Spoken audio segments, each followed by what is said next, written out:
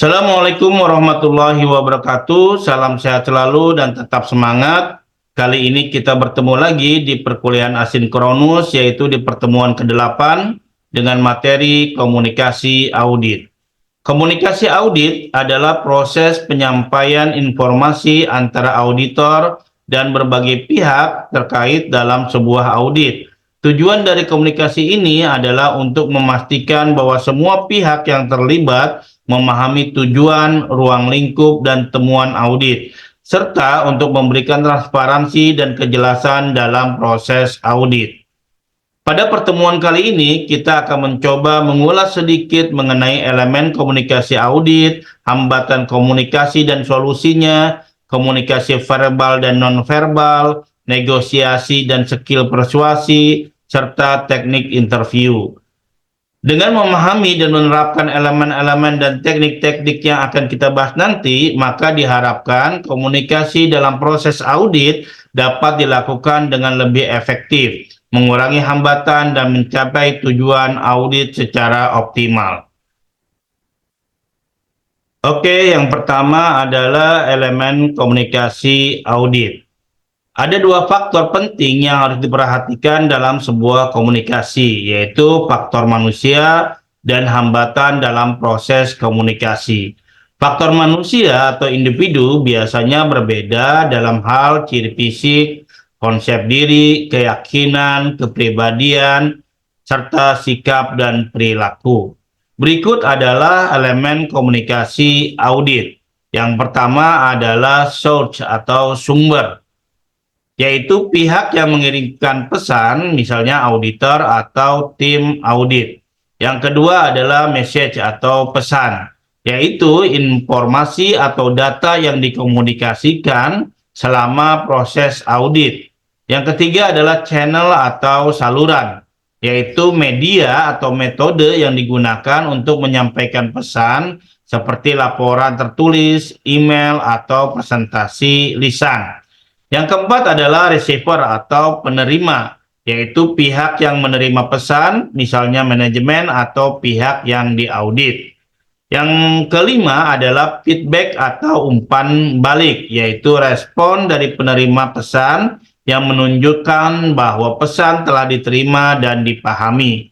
Dan yang terakhir adalah konteks, yaitu suatu atau kondisi yang melingkupi proses komunikasi, termasuk lingkungan fisik dan budaya organisasi. Oke, selanjutnya adalah hambatan komunikasi dan solusinya. Yang pertama adalah hambatan fisik, maka solusinya yaitu memastikan lingkungan yang nyaman dan bebas dari gangguan saat melakukan komunikasi, dan juga menggunakan alat komunikasi yang memadai dan terjamin kualitasnya.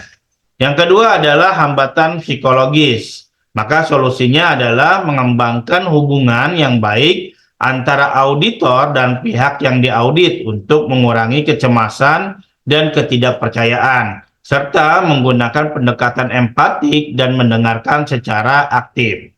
Yang ketiga adalah hambatan bahasa, maka solusinya adalah menghindari penggunaan jargon teknis yang tidak dipahami oleh penerima pesan, juga menggunakan bahasa yang sederhana dan jelas.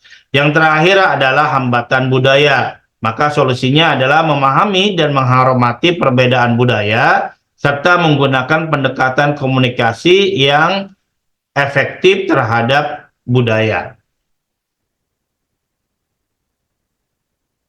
Selanjutnya adalah komunikasi verbal dan nonverbal.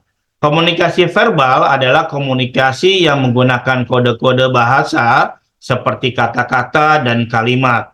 Sedangkan komunikasi nonverbal adalah komunikasi yang tidak menggunakan kode-kode bahasa. Berikut adalah bentuk komunikasi yang umum digunakan dalam audit adalah sebagai berikut. Yang pertama adalah wawancara, daftar pertanyaan atau pernyataan, ya, seperti memberikan kuesioner, lalu konfirmasi, presentasi, rapat, terus rapat kecil atau briefing, dan yang terakhir adalah laporan hasil audit.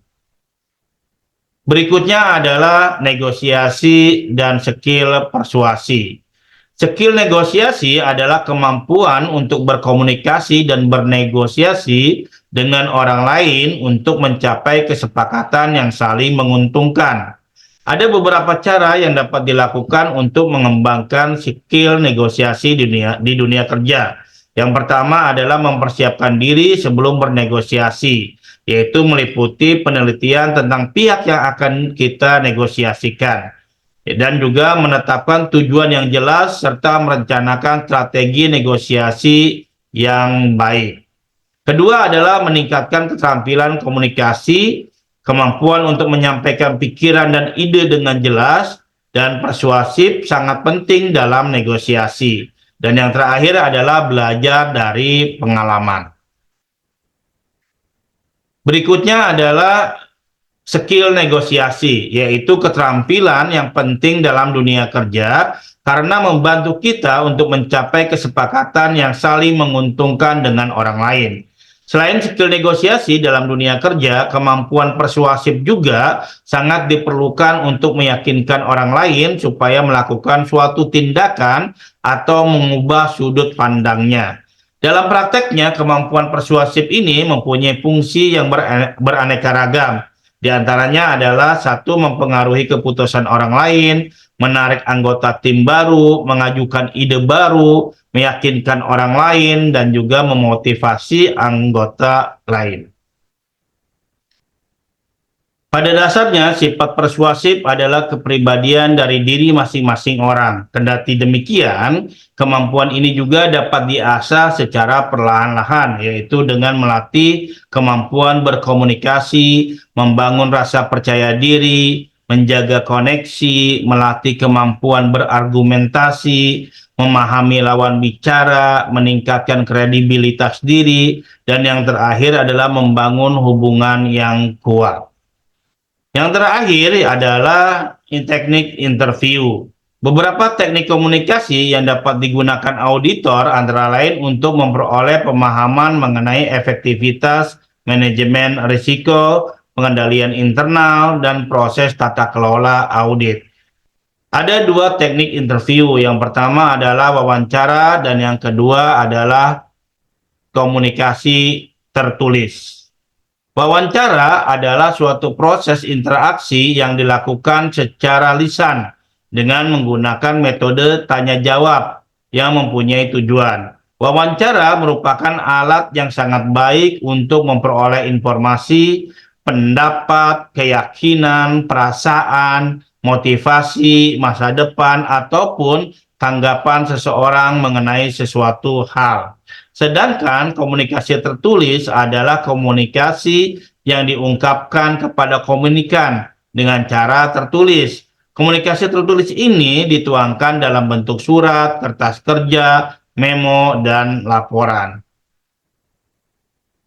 Beberapa tahapan sebelum melakukan interview adalah sebagai berikut. Yang pertama adalah melakukan persiapan, yaitu menyiapkan daftar pertanyaan yang relevan, memahami konteks audit, dan mengetahui latar belakang orang yang akan diwawancarai.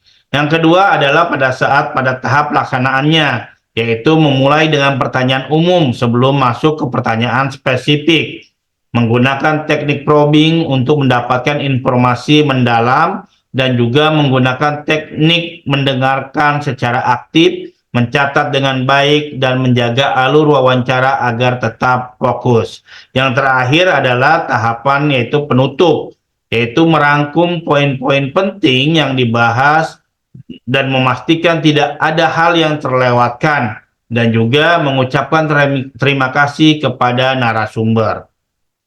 Demikian pembahasan pada pertemuan kali ini. Sebelum saya tutup, ada beberapa pertanyaan yang kalian harus tanggapi atau jawab di dalam forum. Ada dua pertanyaan. Yang pertama adalah jelaskan pentingnya komunikasi audit dalam proses audit dan bagaimana hal tersebut mempengaruhi kualitas audit yang dilakukan oleh seorang auditor. Yang kedua adalah bagaimana auditor memastikan bahwa komunikasi dengan pihak yang diaudit berjalan efektif. Sebutkan langkah-langkah yang dilakukan auditor untuk mencapai hal tersebut, ya. Demikian adalah dua pertanyaan yang kalian harus tanggapi dan kalian jawab di dalam forum. Oke, saya akhiri dan saya ucapkan wassalamualaikum warahmatullahi wabarakatuh.